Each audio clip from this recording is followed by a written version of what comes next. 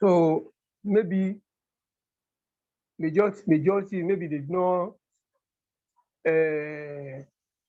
appreciate what the program is all about. Maybe that's why they are not on, because I was part of the people that attended the last session. Initially, I observed that there are about 18 people that were there. But gradually, the number keeps decreasing. So up to the time that maybe I have to leave the something, I discovered that about 7 people were left. So I don't know, maybe it has to do with the network or some other issue. Because I want to believe the time given, that is after the program was aborted during the course of the week. So between that time and now, I think we have a wider opportunity, at least to package ourselves so that we'll be part of this program. So maybe, I don't know what is keeping some people back. Okay. But what I believe is that if genuinely, maybe we believe there is something that we are going to take home, positive things we are going to take home from this program, many people will attend. Okay. So, and because the majority of people who are invited to join the something, maybe that was why they did not maybe know the actual things that they are going to benefit from the program. Okay, sir. Thank you very much for that wonderful feedback. Madam Shakira Atoladejo, do you have some thoughts to share with us on this? Walaikum salam. Yeah, apart from what Brother Fataya said, which is important, so maybe some might have that.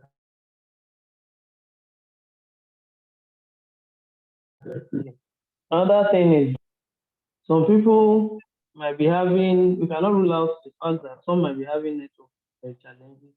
That is one. Then maybe there should be more reminders. You know, Saturday is always a busy day. It's a weekend, especially for the female folk. It's a very busy day. Some people have started some other things that will eat up into the time. So maybe we should have more reminders. Like, for example, now we can go back to the platform and let people know that the meeting has commenced. Though, just like Brother Fataya said, if we have put the meeting at the back of our mind, we'll have scheduled our activities to fit in. However, I still believe some more people will join. Maybe apart from network, from the participation now, we were 8 few minutes, just a couple of minutes ago, and now it has dropped to 7 again. So the network might be doing that too. So more of reminders. Then I think the time cannot do it towards evening. So the time is good, just to encourage and remind us. Maybe we can go back to our different groups to remind other people and the major platform. So maybe by that, some others might join. Thank you very much. You are suggesting that we send another reminder on the group. Yes, we'll do that right away. And also, you said something like, maybe if you can change it make it towards the evening. Am I correct? No. Oh, okay. No, I said the time is okay, that we can't go and start in the evening. So it's okay, the time is perfect. Oh, okay. Okay. Thank you. I'm sending the link to the group again on the group platform now, and each of us can quickly pop into our groups and remind them. I just sent the link. again to the major group. All those reasons are taken in good faith. Also, Mr. Adebayo FO and Madam Adepoju Lima have been there so early. I don't know whether you have some thoughts on what we are discussing.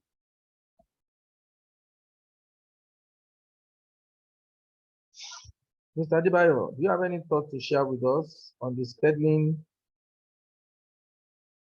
Anything apart from what has been said? Okay, Madam Miriam Omowumi,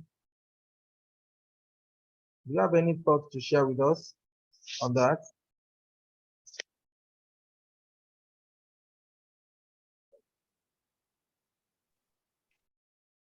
Hello, Madam Miriam Omowumi. Assalamu alaikum. Okay. Assalamu alaikum, Chairman. Abarakatuh. Assalamu alaikum, ma'am. Please, your thoughts. Sir, are you hearing me? Yes, I can hear you clearly. Yes, sir.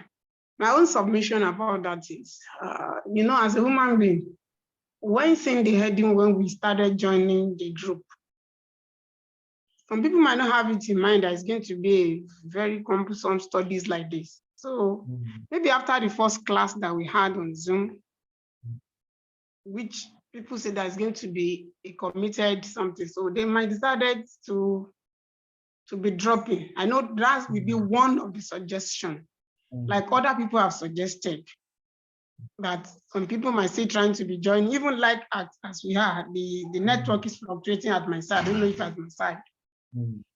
And it might happen to other people's as well. As my sister just said, we'll still have more people joining us before the end of today. And the more the people see the interest or what it involves, we make more people to join us. But nevertheless, never feel weak or feel bad about it. We are all human beings. And we have the right to our decision and option. So we should expect that people might not be as much as we register in. But Almighty Allah will see us through. Amen. Thank you very much. Thank you very much, Ma, for a word of encouragement. I don't know whether any other person has thoughts to share before we start.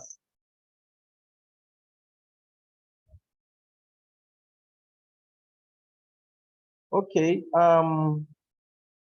let's start then. On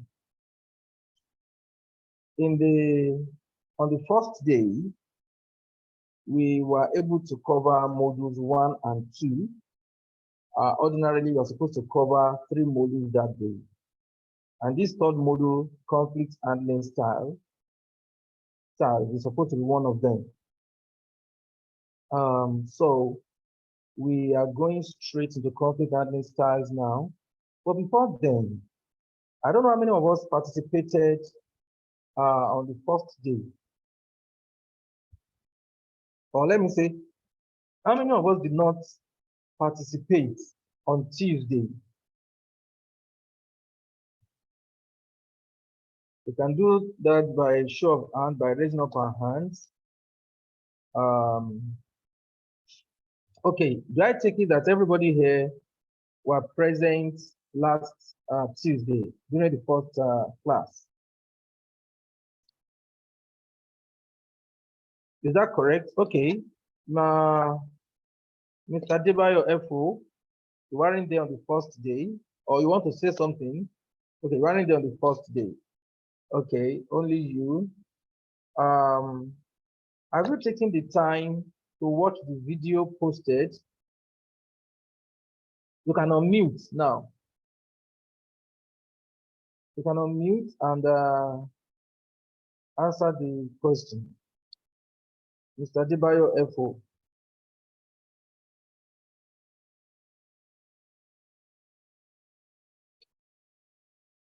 Please unmute.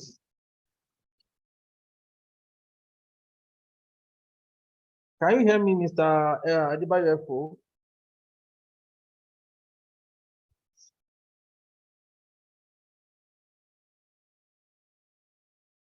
Okay, it's like probably you're having challenge with your microphone. I don't know. Okay, Madam Shakira Aladejo. I think he said where he is noisy. He typed that in the chat room just now. Oh, okay. It's all right. Yeah, Assalamu alaikum, sir. Wa alaikum salam. Yes, I just want to chip in something. I said the video that was sent is much appreciated. At least those that meet who just watch and it's just like they attended. But another thing I want to suggest is that apart from the videos, the slides for the presentation or for the program, I want to suggest I should share because some of us that even attended, at some point in time, we had network issues that pushed us out, and we came in. We missed some things, some points at that point. We might not have that time to go through the video from beginning to end again. But if we have the slide, you can quickly go to the point where we missed and just cover up. That's my suggestion. Yes, thank you very much, Ma. We are making arrangements to make that available in hard copy. And thank you also for your comments on the videos provided. The video is to help people who participated in class to strengthen their knowledge by watching it over and over if need be. One thing we don't really encourage is for someone who didn't attend the class to just go and watch the video and expect us to give them certificate. We were only making exemption for the first day training because of the network challenge. The videos are out there for anybody, even those that are not on our platform. They can go there and just watch it to build their knowledge. But we won't be able to give them certificates. The reason is that it's difficult to monitor people who have watched the video. I mean, somebody can just go there, watch 5 minutes, close it, and claim that he has watched it.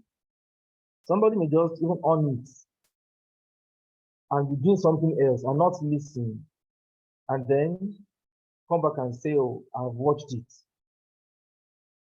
The most important thing for anybody that we give certificates of participation to, the most important thing is to participate like you are doing now. Then, in addition to that, you may now go to our YouTube channel to watch the videos, to strengthen some areas they might have missed. And now, thirdly, they may now opt to get our training manual. At the end of the course, we're going to talk about how to get our training manual because we only provide hard copy of training manual. We only provide hard copy of training manuals. So people that are interested, they can reach out to us and then we make it available to them. But that will be, details on that will be provided at the end of the training.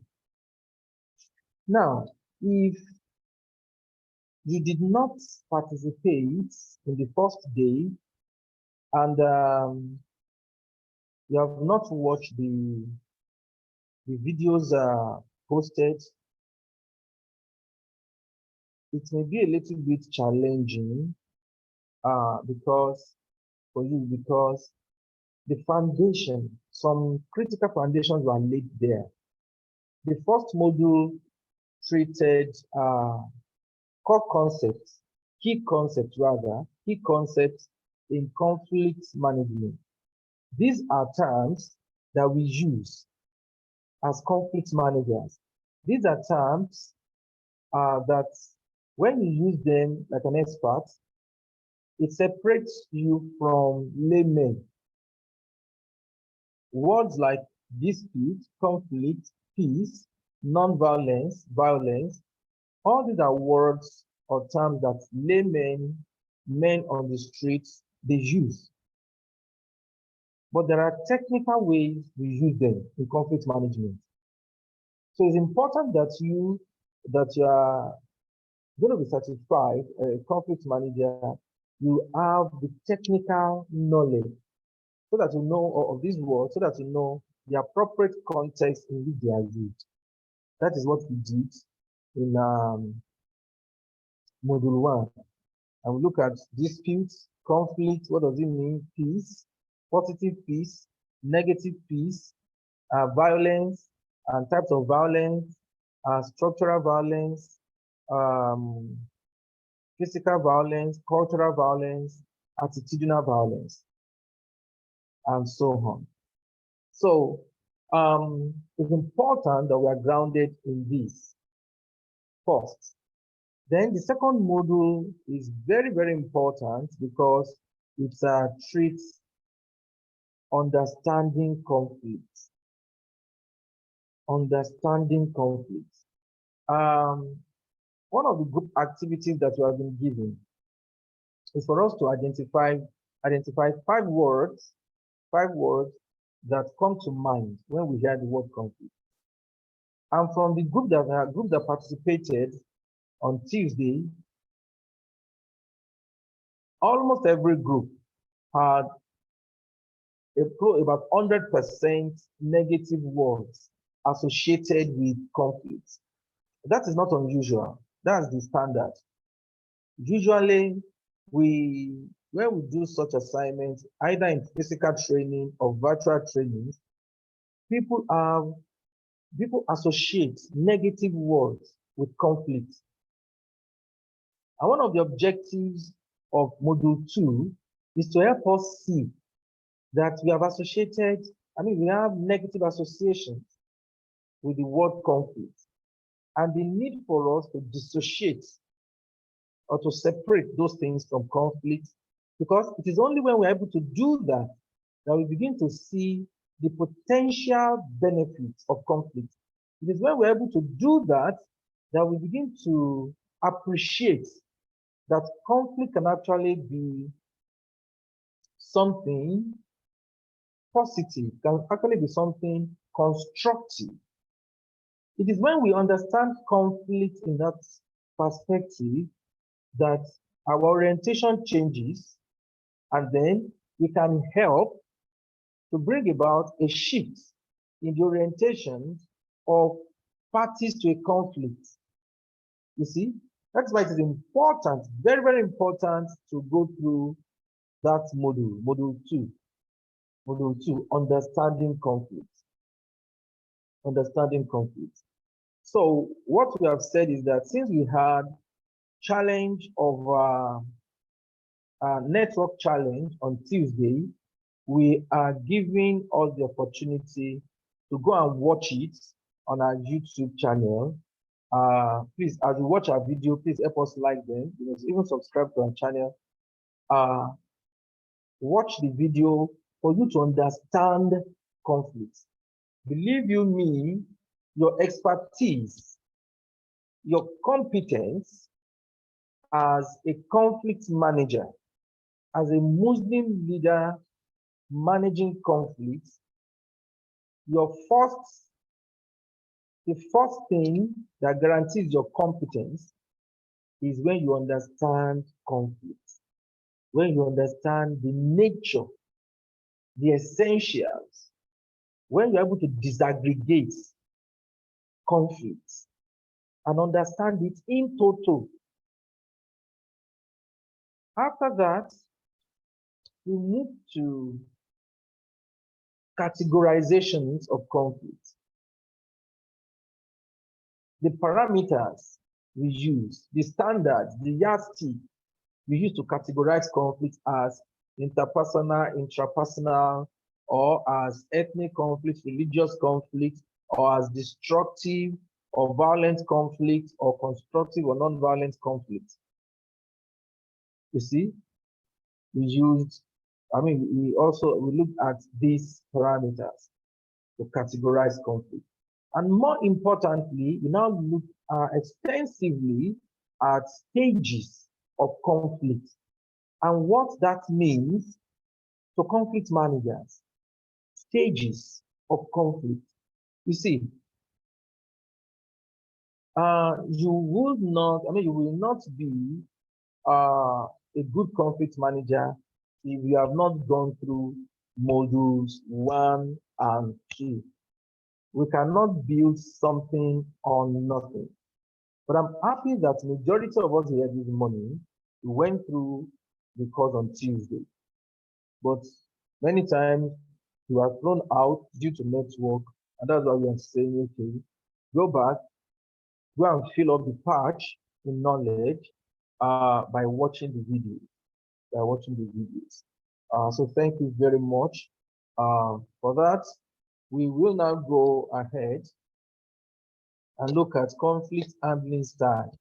You see, conflict handling styles talks about how we respond to conflicts, the options that people have when they are confronted with conflict, the response options that people have when we are confronted with conflicts. Why is it important to know this? One, it's important to know this because all of us, because of our personality types,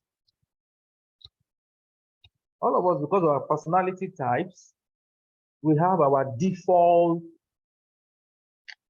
conflict handling style. We have our default, the one we are most predisposed to. Secondly, it's important to understand this because people we are in conflict with, they also have their own default. So, for us to know the best option for to choose in a particular conflict, we need to understand all the options available. Moreover, we should be able to understand the method that our opponent or the other party is adopting, so that we may also adopt something that will be advantageous, that will be strategic for such for such style that the opponent is using.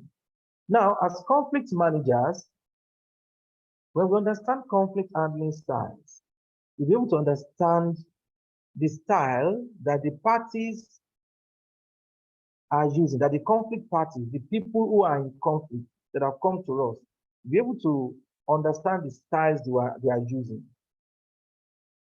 And we'll be able to sometimes advise on better choice for them. As I go on, you understand better what I mean.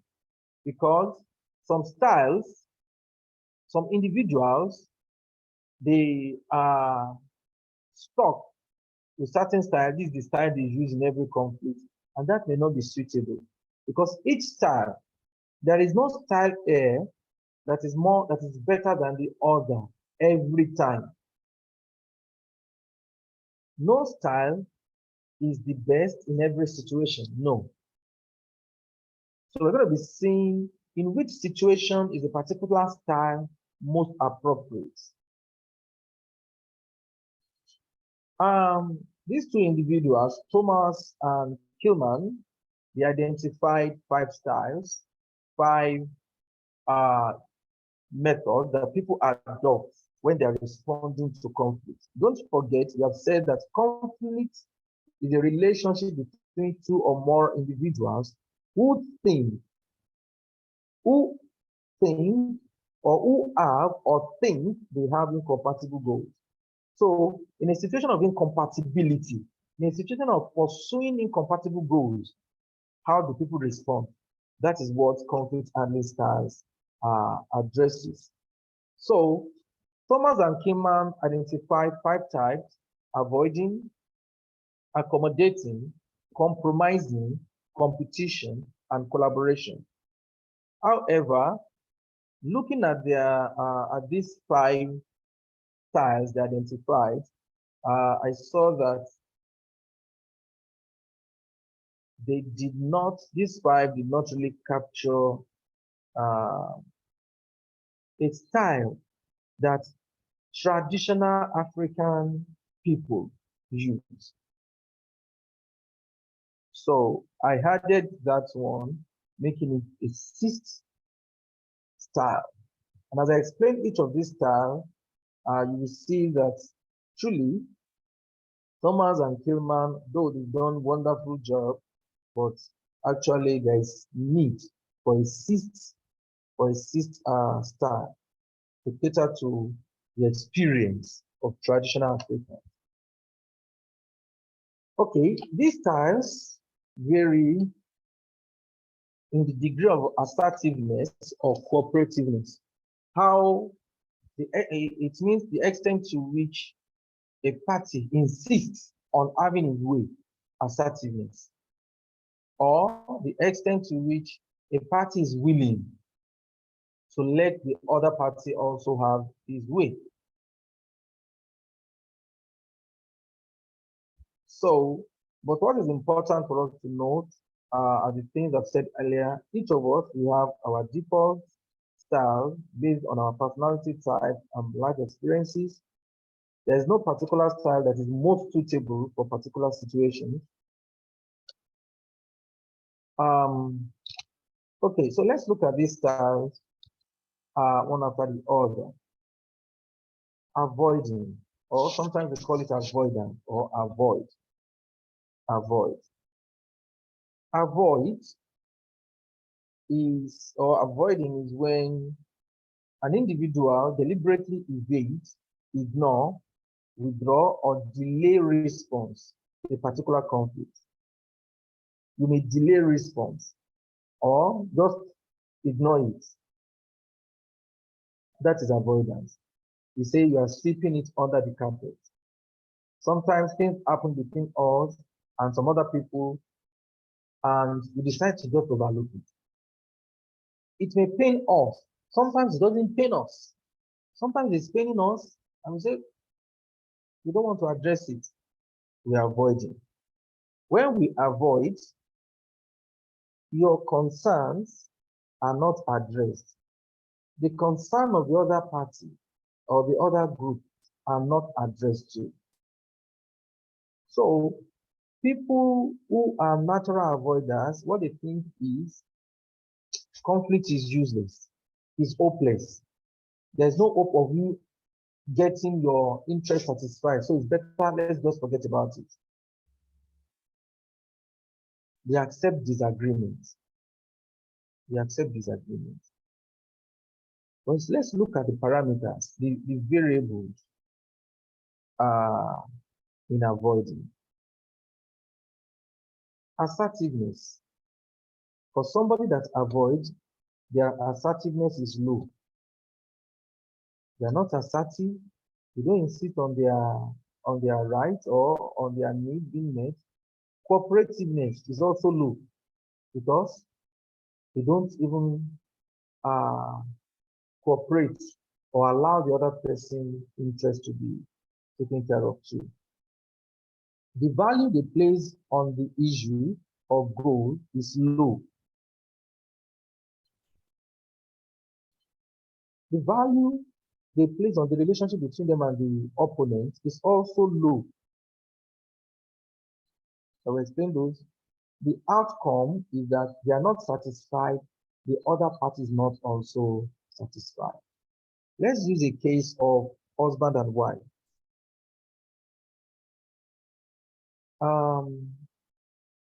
Maybe the man likes the wife to prepare his food early in the morning. The wife wakes up, let's say, late. The husband wants his food around 6:30, 7. The wife will not wake up until 7, 8. So already there's a conflict because this is a situation of incompatible goals. The husband will now decide to be going outside to eat. He refuses to bring it up again with the wife. is no longer, I mean, his level of assertiveness on that thing is low. He's not cooperating with the wife also to know how they can address that thing, such that maybe there is need to make certain provisions for the wife. Maybe the wife is the type that watches movie or works till late in the night. Maybe if he has sat down with the wife, the wife has said, okay, I will prepare the food before I sleep around 12:1 and put it in warmer for you. You see? But the man is not ready to discuss this thing. To him, as long as the wife is not waking up by 6 or 6:30 to give him food, let's forget about it. I will find my way. He's not happy. The wife is not happy too, because the wife will be seeing his behavior. What value does the man place on the issue? Low. In this sense, the man just feel, I can sort it out myself. I don't need you. If the man really wants the woman, the very woman, to be preparing that, if his life depends on it, maybe it is what do they call a war? Taboo.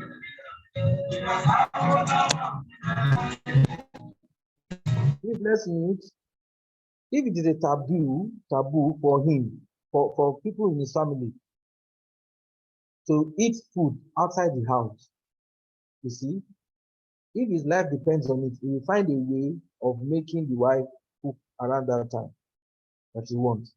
So the value he places on that thing is low. But if the value he places on that thing is very high, and he's still using avoidance, within him, he'll be very, very, very angry. He'll be having issues within him. Something will be eating him. And the value he places over that relationship is low. But you want to ask, how can a husband place the low value on the relationship with the wife? As far as that food is concerned, is food. Anything goes. I don't care. But if he really wants to enjoy good relationship with the wife, peaceful relationship with the wife, avoidance is not the best solution. Don't forget, we started by saying avoidance is the default style of some people. But avoidance is not the best in every situation. So once the value you place over the issue is high, for instance, it is a taboo for any other woman to cook for you, the value is high. So even if you are a natural avoiding person, if naturally avoidance is your default style, you will know that you cannot use avoidance in this situation, since the value you place on that thing is high. Now, the value you place on your relationship with your spouse should be high, because you live together, you are raising kids together, you are planning things together. So it means that on major issues, you cannot use avoidance with your spouse. In other words, if the situation is between you and an agbero that you may never see again in your life, you are fighting over change, over this 100 naira is too dirty, is too this, is now calling you names. You may decide to ignore him because you may never see him again. The value you place over that relationship is not high. The value of 100 naira to you may not be high. Even 500 naira may not be high. So at certain points, you avoid some things, not because there's incompatibility, not because there's not incompatibility, not because there's no conflict. You just decide to ignore. You are not delaying response here. You just decide to ignore it. So, and the same thing, when parties to a conflict bring their conflict to you, you should be able to help them see where they can use avoidance, where they cannot use avoidance. Sometimes, when you keep avoiding, you keep piling those things up. Because avoiding is your default style, one day there's going to be an outburst of anger. there's going to be an outburst of aggression, either in physical abuse or altercations, verbal abuse, and so on. Why? Because some things that you should have addressed, some things that should have been addressed have been just keep piling them up through avoidance. Avoidance is not the best option when the value you place on that thing is high, and when the value you place on the relationship with the other party is high. We've had stories of couples who broke up based on the way the wife used to press toothpaste. He said the husband would like it to be pressed from the bottom and be rolling it. The wife will just come, press it anyhow. It led or almost led to their divorce until the third party intervened and said, then why don't you now buy two different toothpaste? You'll be using your tube and let her be using her tube. How they use toothpaste almost caused the problem. It means one of the parties has high value, has placed high value on that goal of pressing, of how to press toothpaste. Okay. Avoiding is represented by touches here. When you touch it, I don't know whether any one of us has seen anyone alive before. I've seen several ones.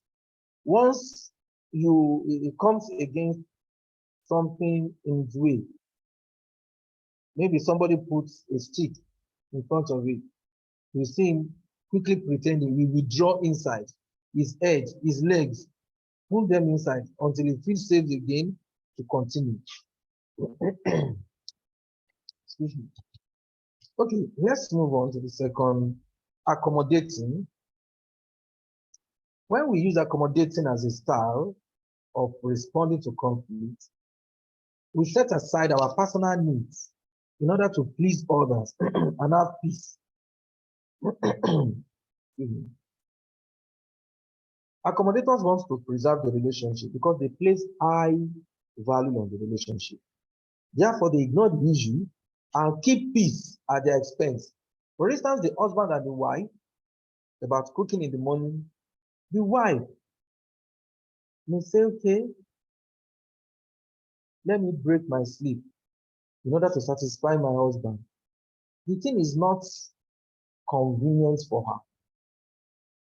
Probably they have sat down, the two of them could have come up with a better solution that will take care of our need to sleep enough. Don't forget we said that maybe she sleeps late because either she watches movie, don't let us judge that, or let's give her a legitimate reason. Maybe she works from home and she works late into the night because of the country where her company is. Maybe there's different time zones. So maybe she must work till around 3 a.m. or 4 a.m. You see, let's give her something legitimate that many of us will not be able to criticize. So, and she would have loved to sleep at least 5 hours from 4 to 9. The husband wants to eat by 7. She may say, okay, she's my head, she's my this. I must submit. And then she will leave aside, she will set aside our personal needs for sleep, our health, in order to please her husband. Ultimately, you may say this is not good enough. The husband also may do the same. They say, though I like eating my own cooked food by my wife, okay, I'll be buying food at that time outside every morning, or I'll be cooking myself something that is not. So people that use accommodating, they are low in assertiveness, in cooperativeness, that is allowing other parties to have their way. They are high. Value they place over the goal for themselves is low. At least the way they treat it. Now, somebody that's supposed to sleep for 5 hours is now breaking her sleep 2.5 hours. It means you're not taking your health, you're not taking the need for you to sleep at a stretch. It's not important to you. You have decided to lower the value you place on that. But the value he plays on the relationship is very high. Yeah, so that my husband will not drive me out, so that he won't begin to talk to people about me, that kind of stuff. The outcome of such style is the accommodator loses, in a sense, and then the other party wins. Just like we said about avoidance, accommodating is good, but it's not good in every situation. One can accommodate if you see that the value that the issue you place over the issue naturally, not forced. The value you place on the issue is low. If it's no big deal for the wife to sleep for 2.5 hours, immediately she finishes preparing the husband's food, she can drop on the bed again and sleep. If you have no hassle with that, fantastic. And if the relationship is important to you, fantastic. For instance, maybe your boss or somebody that is giving value to you, you want the relationship at all costs. I mean, the relationship is delivering much value to you than is inconveniencing to you. Many times you accommodate, but it's not in every situation that accommodating can be. Compromising is the willingness to sacrifice part of your goals and persuade the other party to do the same. It is making concessions and demanding same in order to get a middle ground. The husband and wife again. The wife may say, my husband, I will sleep by 4. I will finish my work by 4. Why don't I prepare that food for you and put it in warmer? I will buy the warmer, or we can buy the warmer that will keep the food very hot. And then you can take it 2-3 hours later. Because the husband wants his food to be very hot. That's a compromise. And that's what I say, that's not bad. Although, what I would have preferred is that as the food is coming down from fire like this, from on top of, from inside pot, I want to eat it very hot. And just say, don't worry. They are now making some warmers now that it will even make it hotter than when it was on fire. Correct. That is compromising. The wife may say, okay, what if I prepare it today, 2 days a week or 3 days a week, and you prepare it Thursday and Friday? I do mine Monday to Wednesday, but on Saturday, I'm not going to work. And then any way you want to. But what is important is that we take into consideration the interest of the two parties. I give concession, and the other party is expected to give concession. So to shift ground, that is compromising. In compromising, assertiveness is moderate, is not low. Cooperativeness is moderate. The value you place over the goal, moderate. The value of relationship to you, moderate. But what if the value of the relationship is high? Yes, you can still compromise. You can still compromise. The most important thing about compromising is that we are willing to sacrifice part of our goals and persuade the other party to do the same. Compromise is illustrated with a fox. If you have seen fox on TV, you see that the fox is a very, very witty animal, very, very smart animal. Even when it comes to areas where people are dwelling and they want to scavenge for food, the fox will have seen the food. He use one side of his eyes to be looking at the food, and he'll be moving as if he's moving away from the food. Before you know what is happening, you just dash, quickly carry that thing, snatch that thing kind of, and starts running. It doesn't just go straight like lion or big cat. You go and attack with force, or like a bear going to, no, fox will be using, he'll be running as if he's using his sight to run. It's a funny and very witty animal. Okay, I forgot to talk about the picture or the illustration of accommodating, which is teddy bear. You know, teddy bear is an abused toy. Sometimes ladies especially, they abuse it. When they first buy it, they will be hugging it. Later they will turn it to their pillow. Later they turn it to foot mat. All kinds of things. Teddy bears just open it up and accept everything. That's what accommodating. Okay, let's go to competing or forcing. When somebody uses competition or forcing, they try to achieve their goal without concern for the other party. They want to achieve their goal at the expense of the other party. They don't care. They want to gain power and use power. They want to fulfill their dream or their goal rather, without giving thought to the other party.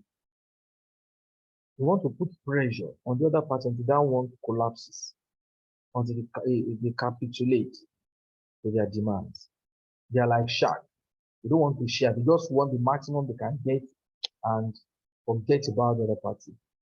They are usually aggressive, autocratic, confrontational, and intimidating. People like this, people who are naturally disposed to competing or forcing, or who adopt this style as a response to conflict, they are very, very assertive. They are very low on cooperation.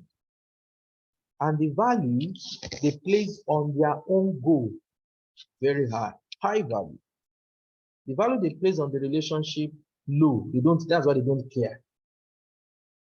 Their outcome is they want to win while the other party loses. Now let's talk about the downside of this before we talk about the good side. The downside is that somebody who is naturally disposed to this will want to compete in any time he sees he has a conflict situation. Even when the goal is not a big deal. They just like winning. They are not concerned with the other party's feeling. If the wife is using competition or competing or forcing in the hypothetical relationship we have been talking about, she just wants to have her way. She doesn't care whether the husband, whether it's a taboo for him to eat another man's food, another woman's food, whether the man must eat by 7 or else we have health challenge. She doesn't care. Our own is that she must do her work online work, and she must also sleep. I want to sleep. I mustn't kill myself for anybody. I must not kill myself for anybody. Sometimes as conflict managers, people whose conflicts we are intervening in, one is a competitor, the other one is an accommodator. You see, the competitor will swallow the accommodator whole.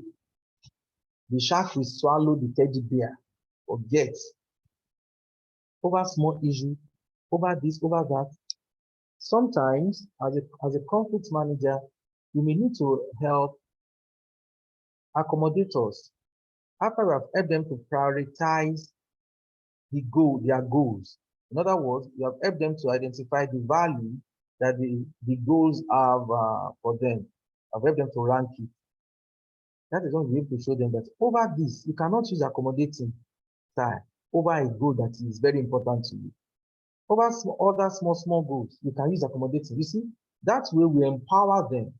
That way we help them to see when to use their default style and when to adopt another style, when to how to combine styles in order for them to have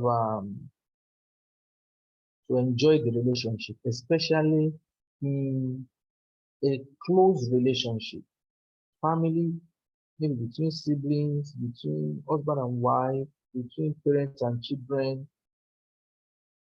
Okay, let's look at the last one of the 5, collaborating or cooperating.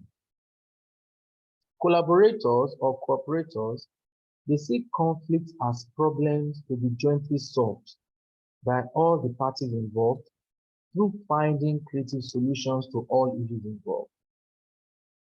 You see, collaborators really want to say, this thing is a small issue. Let's talk about it. I know this thing is not a big deal. Let's just sit down and talk. It's not a sign of weakness, but they have come to realize that in talking with the other party, you can generate creative solutions that will take care of all our interests. In collaborating, it's not that you give yourself interest, you give it up. No. You don't sweep it under the carpet. No. What collaborators do is let us dig into the issue. Let us identify the underlying concerns. Let's test our assumptions and understand the views of others. Collaborators are assertive, they are cooperative, they assert their views, and they listen to the views of others.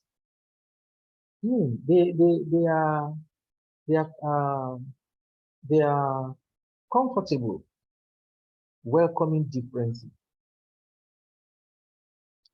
Ultimately, collaborating or cooperating may be the best style in closely knitted relationship over issues that are very, very important, because closely knitted relationship, you already have high value on the relationship. So, and if the goal is also important, then you think you want to adopt collaborating. It is not every time that issues in conflict will be important to one party. So you may just decide to accommodate for the other party because this issue is not a big deal to me. You see? But when the issue or the issues are big deal to both parties in close relationship, either spousal relationship, business relationship, workspace relationship, religious organization relationship, I tell you, you want to think more about collaborating. Even sometimes in our neighborhood, because we are living together, we want to say, and maybe if the issue is important, for instance, sometimes issue of electricity, issue of security, these are not issues we can wish away. So we can't just sweep it under the carpet. Sometimes we need to. Let's talk about this. You see, the course we are currently doing, this Muslim Leaders Conflict Management course, is a foundation course in conflict management. For some of us that want to go higher, later tomorrow, Dr. Tepe will be telling us about other courses that are available, but those ones are not free, they are paid for courses. In one of the courses that should be the next after this one, which we call negotiation and mediation, here you will be taught how to help parties to a conflict brainstorm and generate creative solutions. You see, people fight when they think their goals are incompatible. When they think the cake is small, when they think the pie is small and it can't go round. But through strategic negotiation, through brainstorming and generation of options, you may be able to build larger pie that Everybody will have more than enough. Why? Because human mind, when it is properly taxed, when it is taxed within appropriate atmosphere, it has infinite potential to solve its own problem, to come up with ideas that will generate resources. The issue is, many times when we are in conflict, our mind freezes, it freezes that part of our mind that is creative. We channel all the energy towards destructive conflict, towards dysfunctional conflict. You see, and that is why many times when parties are in conflict, they need a third party to help them collaborate, negotiate, and then come up with options that will satisfy the interest and needs of other parties.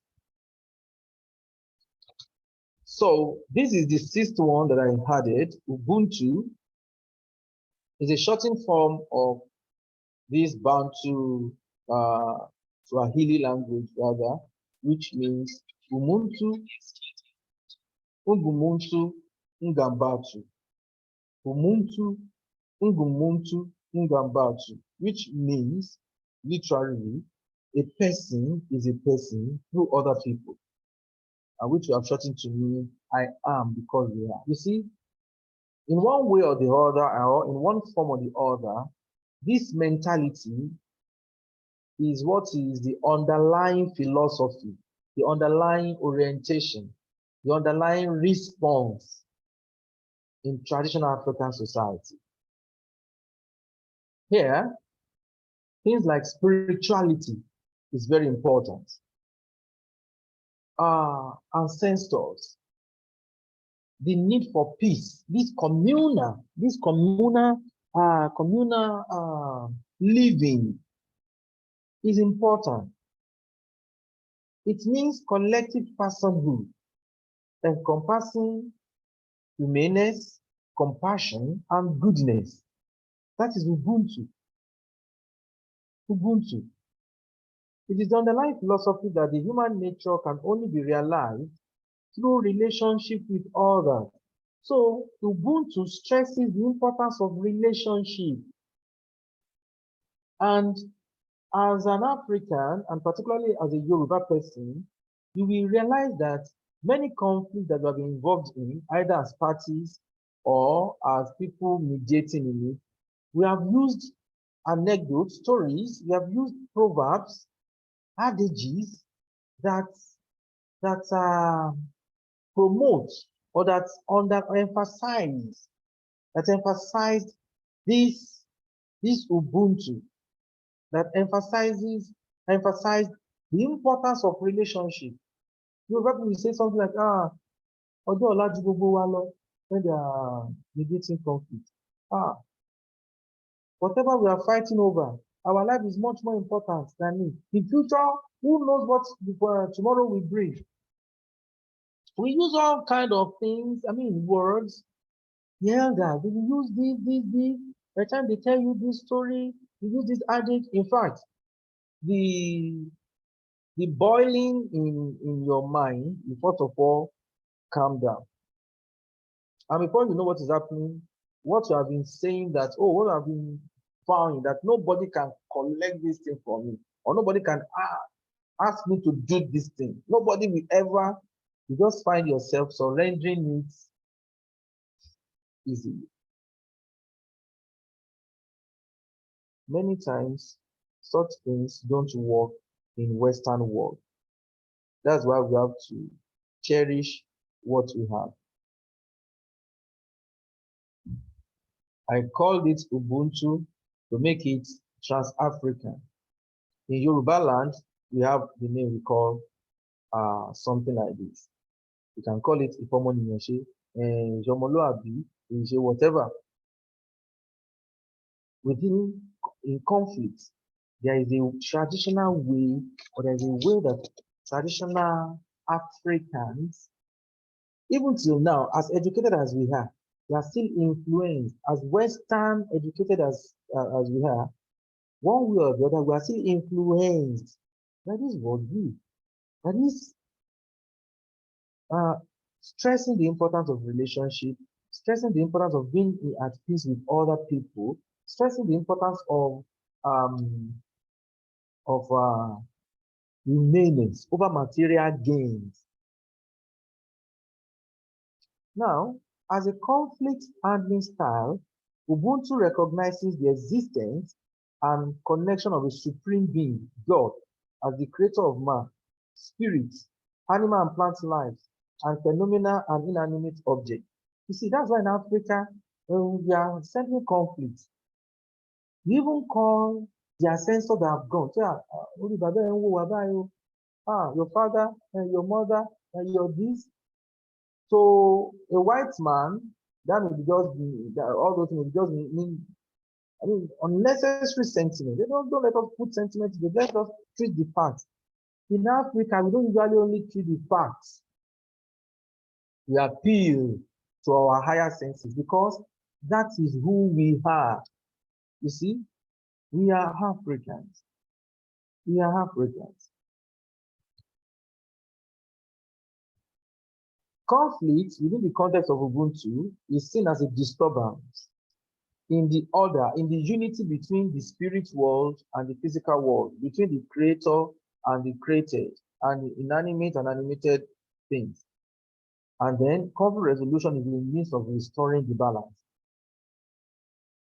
In Ubuntu, we presume that a conflict party understands that they are a small part of a collective whole.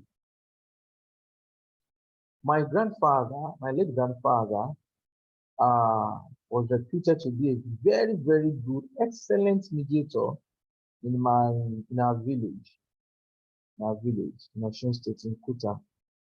He said, the reputation is that no matter how difficult the conflict is, just take the matter to Baba. The two of you will leave his presence smiling. My late dad used to tell us that our late grandfather used to say something when he's mediating conflict. He say, ìwọ lágbájá, bá a bá ní kọ́rọ̀ ò tán, tó ń gbé òní tán, bí ìwọ gan bá tán kọ́, sọ́rọ̀ ò ti tán. Ìwọ lágbájá, tá à ń bá sọ̀rọ̀ tá à ń pé kọ́rọ̀ ò tán, tó ń pé òní tán, bí ìwọ gan bá wá tán kọ́, sọ́rọ̀ ò ti tán. You, this fellow, that we are saying, let this matter end. And you are saying, no, it will not end. It will continue. What if you end yourself? Once you end, the matter has ended. You, this fellow, we are begging you now, let's end this matter. You are saying this matter will not end. What if you end?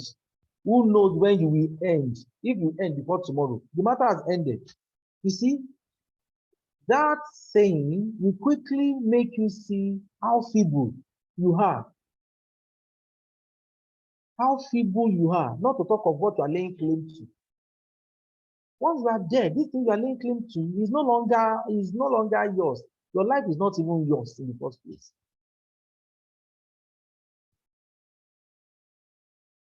Some years back, when I was training in Abuja, physical training, when I got to Ubuntu, one of the participants now told us a story to corroborate this. He said there were two Muslims fighting over a property in Abuja. It's a very choice property. Whatever caused the fight, both of them are just laying claim to it. And we're talking of property of over 100 million. At the point of taking themselves to court, everybody has intervened, no, nothing. At the point of taking themselves to court, an old man, also a Muslim, heard about it. And he went to one of them. He never knew them from Adam. He went to one of them and said, are you so person? I said, yes. And then to have, are you and somebody who are dragging me over this land? I said, yes. And I learned today that you are a Muslim. I said, yes. Are you a true Muslim? I said, yeah, Baba, yes, I'm a true Muslim. Are you sure? I said, yes.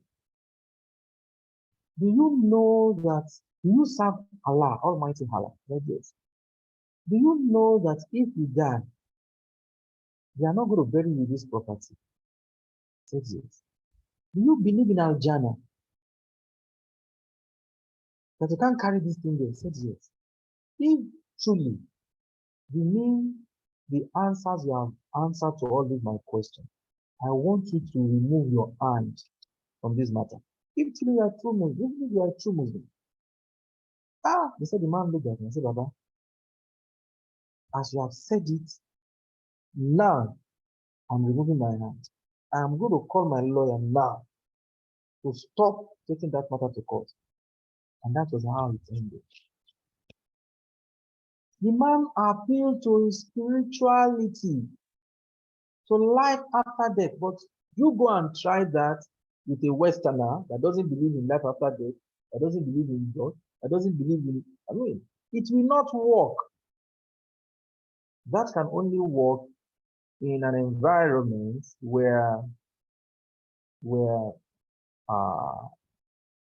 things like philosophies like ubuntu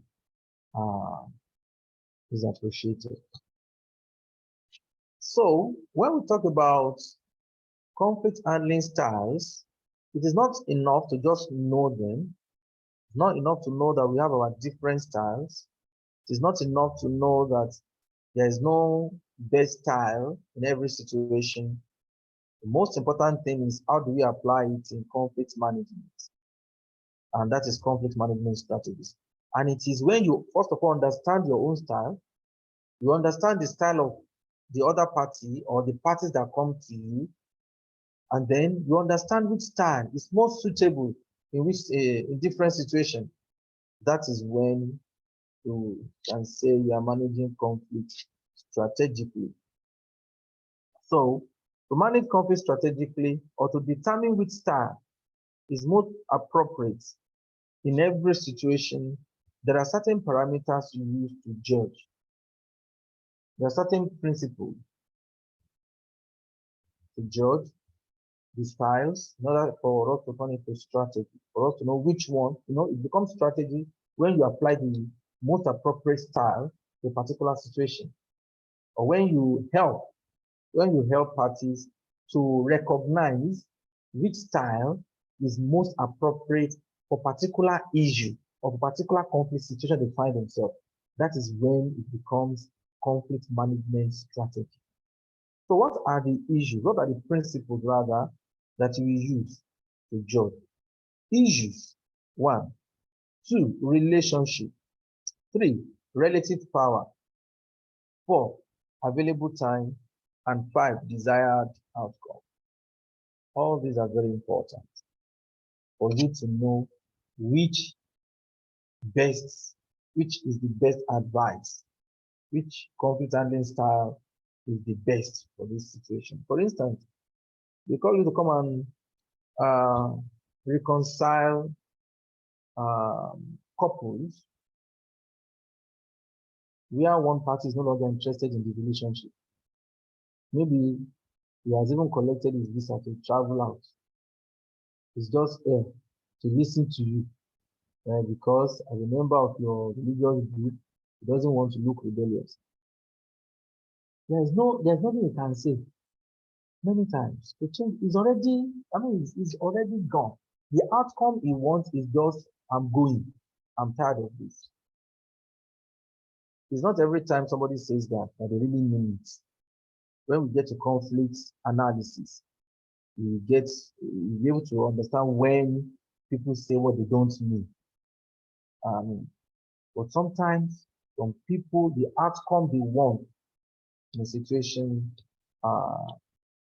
is such that you have to take it into consideration in determining the most appropriate style. Okay, so issues, these 5 principal issues. To what extent does the conflict involve important priorities? principles or values, identify them.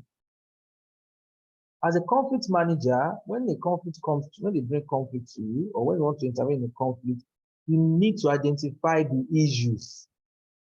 You first of all identify the issues in the conflict. Is it the issue of respect?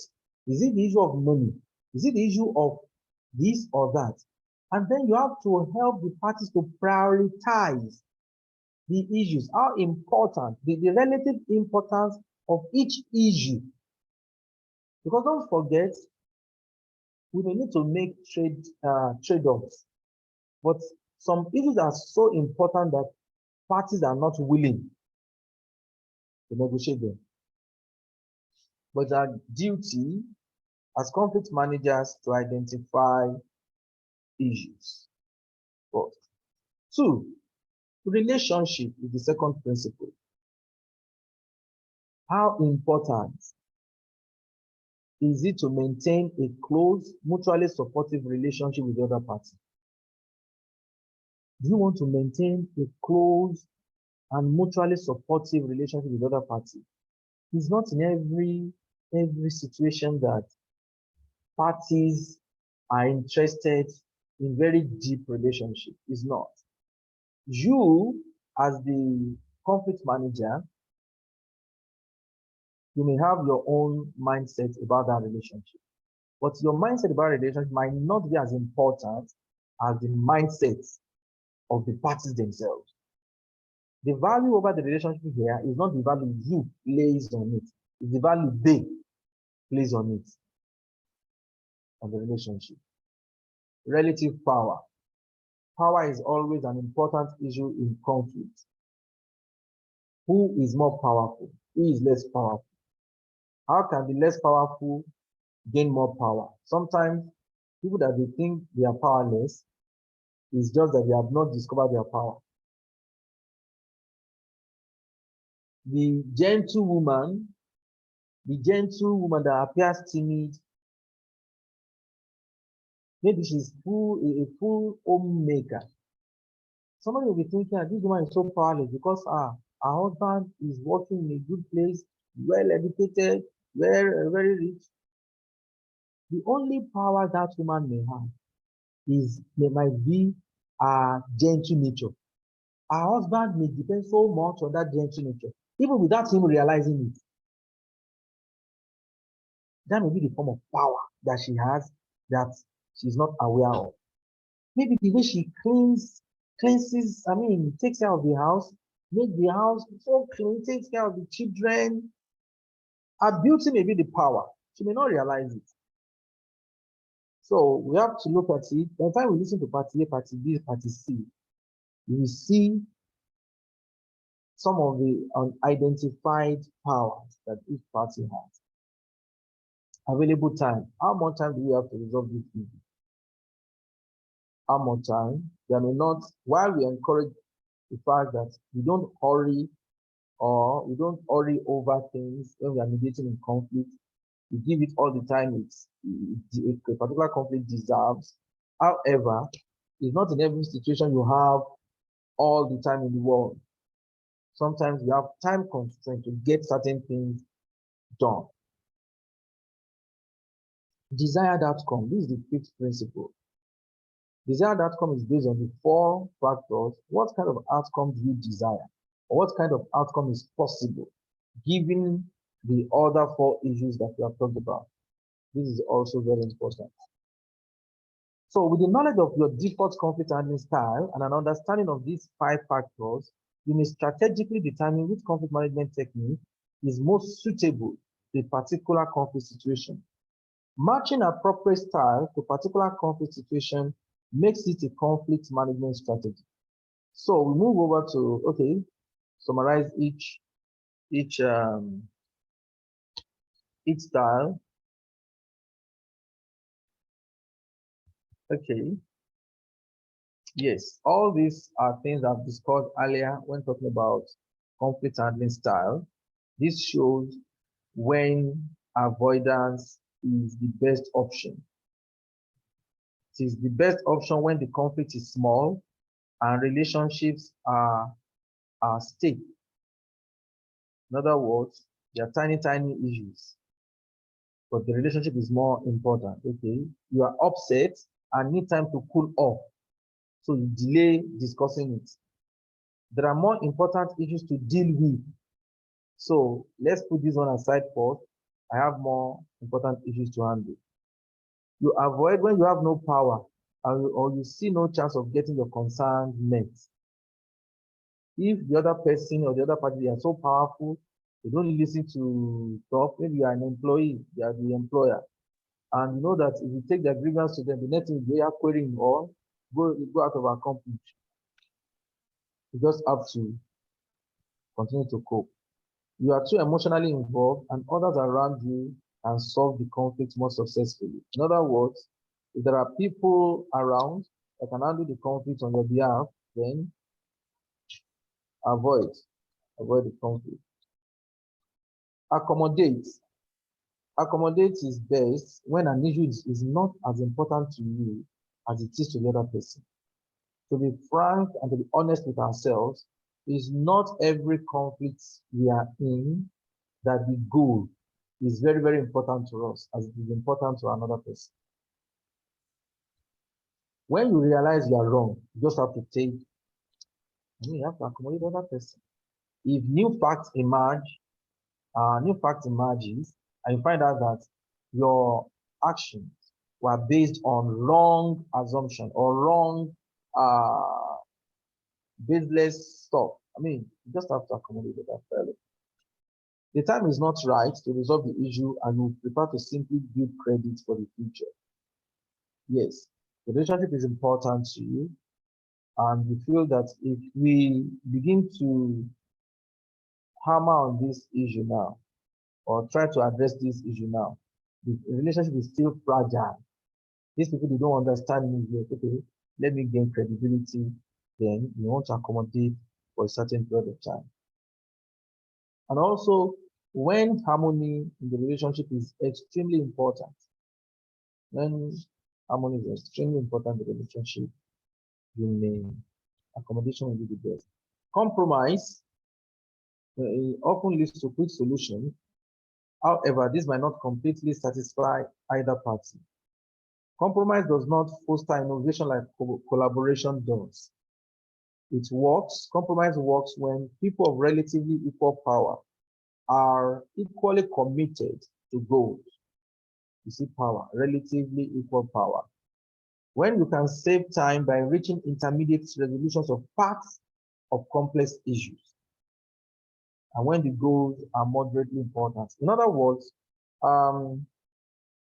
issue of power is important. When you want to use compromise, it can be difficult to do compromise with someone that is significantly more powerful than you, because you misinterpret your bargaining thing as being rude. Who does it think he is? And you too, you want to, but if the power is relatively equal, yes. And also, it's important for us to know that we may start with, or let me say, some issues in the whole conflict may be handled using a style, while other issues may be handled using another style. And then you can use compromise as an intermediate resolution of some parts of the complex issues, whereas we leave other issues for collaboration.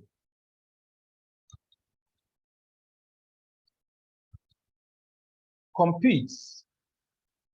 Adopt this strategy when the outcome is very important and requires taking an immediate decision.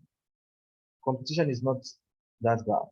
There are sometimes the goal is really mutually exclusive. For instance, World Cup finals. The two teams that are playing the final must compete. They can't sit down and agree among themselves and say, let's agree that this year, maybe we take it, then another time I will take it. Or let's agree that we tell the organizers of the World Cup that we are co-winners, so that the World Cup we give it to the two of us. The monetary value, we will now share it equally. Nobody will listen to such. There are certain things we must compete for. But competition is most appropriate when you need to take a stand, when we need to take a stand over certain things. Specifically, we compete when you know you are right. It is about facts. It is about rights. When time is short and a quick decision is needed, and you need to stand up for your rights, sometimes you cannot negotiate your rights. As a man, as a woman, as a worker, as an employer. So, in this situation, we use competition. Collaborate. Conflict management experts generally promote collaboration as the best option when a conflict is over important issues. Collaboration works best when the parties trust. Trust is one of the most important things in collaboration. Trust. You don't want to collaborate with somebody that is using competition for you. You see, trust is important. It is important for all sides to buy into the outcome. That is, the outcome of the conflict management of the situation. All parties must own it, must be part of it. 3, the people involved are willing to change their thinking as more information is found and new options are suggested. You see, stubborn people, it can be difficult to collaborate with them because they will just keep repeating the same thing, even when they are presented with new facts. So collaboration is best done with people, reasonable people, who we trust that once they have information, new information, they will shift ground. And also when the parties need to work through animosity and hard feelings.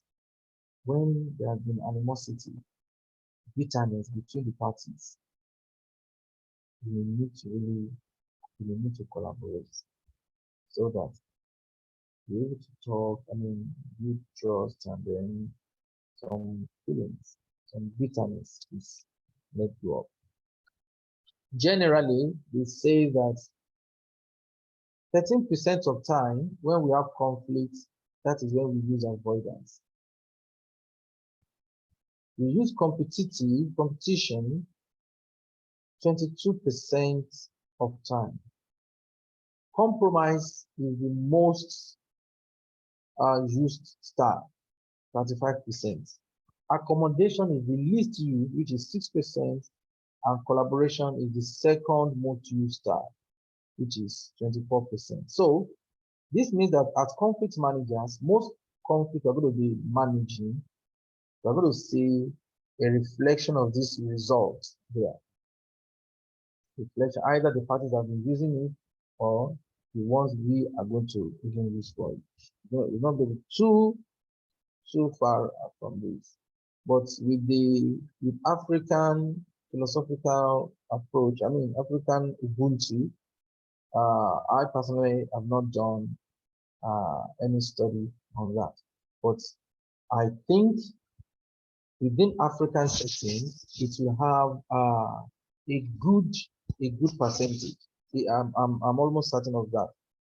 It's not as high as compromise or higher, because many times when we settle conflicts in this part of the world, it's almost impossible not to bring God, our forefathers, all these things into it. It's almost impossible. It's almost impossible not to bring African worldview into it. So most likely, Ubuntu may top the list for Africa. That's why when we train mediators, after training, saying all sorts of things, we still tell them that as Africans, do not hesitate to use the resources available within the African traditions and philosophies.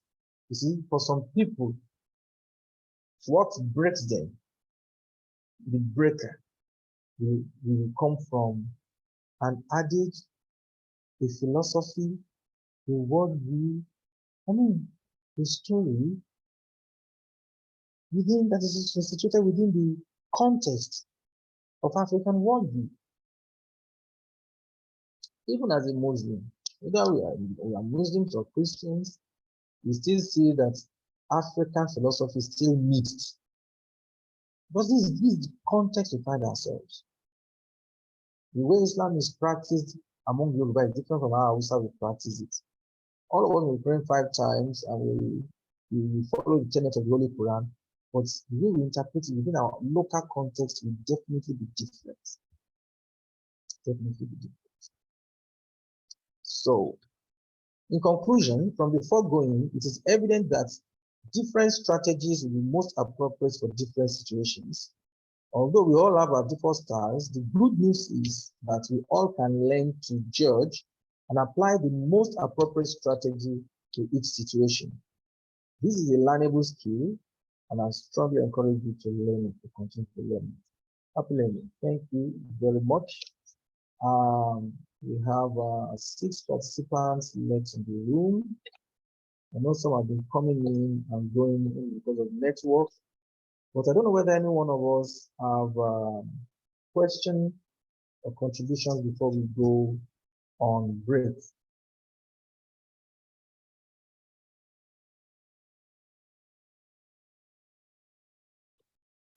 Any question or any contribution? Hello? We are with you, sir. Okay, ma'am. Okay. I could see the hand of Madam I know we are Shakira. with you. Oh, great. Madam Shakira, you have the floor. Please ask your question. Assalamu alaikum warahmatullahi wabarakatuh. Wa alaikum salam. I just want to say I want to appreciate the lecture, the presentation. It's very, very, very informative and educative. I just want to add, because it seems you have said something like that, but as I was following the presentation, I was just making my own opinion that this Ubuntu style is more or less what will be mostly utilized by Muslim leaders, because of the fact that I don't think there is any way you want to settle any dispute that is related to Muslim party, that you're not go into what Almighty Allah has said. You try to persuade the parties based on their religious beliefs, and just like the example you have given, the man actually made peace with the other man just because of the fact that he was reminded of life after death. So that's my contribution. That's Thank you very much, ma. You are very correct. Very correct. I don't know whether anybody has other contributions. Mr. Fatai, Mr. Waliu. Okay, Madam Adepoju. Assalamu alaikum. Alaikum salam. My own is, I want to appreciate you because he's an eye opener for us, because we live in an environment whereby we have, as a Muslim leader, to settle one thing or the other within the Muslim. Like, for example, in my area, there is a Muslim that went to another Muslim that we are looking at. She knows better. They are both women. But the other woman, the way she reacted, the way she presented, in fact, she go out of the Islamic street totally to react. So with this, it is an eye opener. It's an opportunity for me, if I have any opportunity in settling it. Though I do this many times within the staff, within members around me, but at least I had addition and plus. I'm also, I've learned a lot about the terms, the method, and what to look into in the two people that has conflict. Almighty Allah continue to increase your knowledge. I really enjoyed the class. Thank you very much, ma, for that remarkable comment. Mr. Fatai, do we have any comments from you, sir? Please unmute. You are muted, sir. Unmute your mic. Oh, great. I think I've done that. Assalamu alaikum warahmatullahi wabarakatuh. Alaikum salam. Firstly, I want to appreciate your efforts in shedding light on some of these issues that often emanate from our society. Then in the course of the lecture, when we are looking at the strategy for resolving conflicts, you made mention of accommodation. I seem to have to separate the two, accommodating and compromise. Maybe in the way we use them, because like what I can see here, we look at accommodation as setting aside one's personal needs and to please others. Then compromise. To me, when we talk of compromise, it means we try to forgo some things in order to make peace. I'm not saying the same thing with accommodation. So maybe I need more clarification as that.